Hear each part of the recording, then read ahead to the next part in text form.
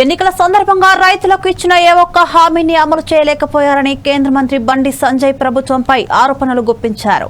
ఈ సందర్భంగా ఆయన సీఎం రేవంత్ రెడ్డికి లేఖ రాశారు.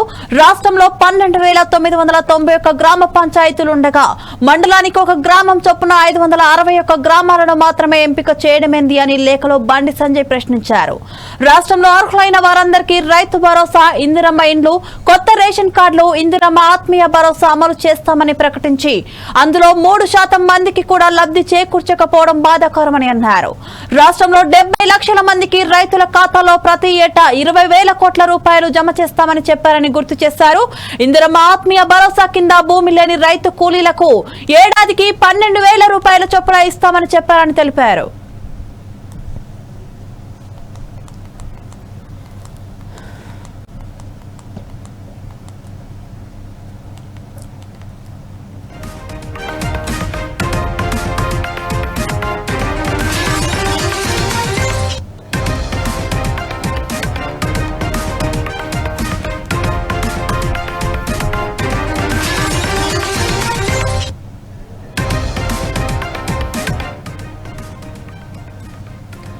అంబేద్కర్ కోనసీమ జిల్లాలో అమలాపురం ఎమ్మెల్యే ఐతాబత్తుల ఆనందరావు సమావేశం నిర్వహించారు.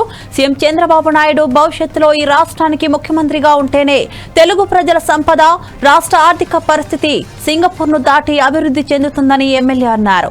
ప్రపంచ దేశాలలో తెలుగు ప్రజలకు గుర్తింపు తెచ్చిన వ్యక్తి చంద్రబాబు అని తెలిపారు.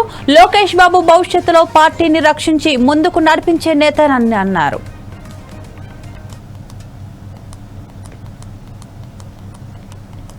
ఈరోజు ఒక 2 ముఖ్యమైన ఘట్టాలు మనం పరితరించుకోవడం కోసం ఈ యొక్క పత్రికా సమావేశం స్థానిక ఎమ్మెల్యే ఆనందరావు గారు జరిగింది. ఆ 2 ఏంటంటే, ముందుగా మా యువ నాయకుడు లోకేష్ గారు జాతీయ పార్టీ ప్రధాన కార్యదర్శి ఆయన పాదయాత్ర చేపట్టి నేటికి 2 సంవత్సరాలు పూర్తయింది. మంచి ఉద్దేశంతో ఈ రాష్ట్రంలో చైతన్యం తేవాలి, ప్రజల్లో అవగాహన తీసుకురావాలి, జగన్ రెడ్డి దుర్మార్గ పాలన ఎండగట్ట ఉద్దేశంతో మరి సుదీర్ఘంగా సుమారు 3,000 కిలోమీటర్ల పాదయాత్ర చేసి అందరిలోని చైతన్యం తేడంతో పాటు తెలుగుదేశంలో ఒక నూతన ఉత్సాహాన్ని జోషిని కార్యకర్తలు ఇచ్చి మరి అనధికారంలోనే పార్టీ అధికారంలో రావడానికి ఆయన పాదయాత్ర ఎంతో దోహదపడింది. అటువంటి లోకేష్ గారు మరి 2 సంవత్సరాలు పాదయాత్ర నేటితోటి ప్రసిద్ధి కాబట్టి, నేటికి 2వ సంవత్సరం కాబట్టి ఆయనకి పార్టీ తరఫున కేటర్లందరూ కూడా ఆయనకి కృతజ్ఞతలు, ధన్యవాదాలు తెలియజేస్తున్నాం.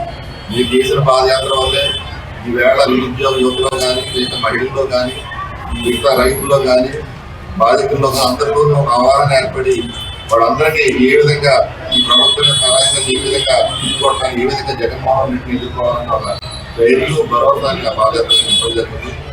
ఈ సందర్భంగా చూసుకుంటే జగన్మోహన్ రెడ్డి 2019-24 కాలంలో జగన్మోహన్ రెడ్డి ఆంధ్రప్రదేశ్ రాష్ట్రాన్ని పరిశ్రమలకు సంబంధించి నరకలోకంగా మార్చారు.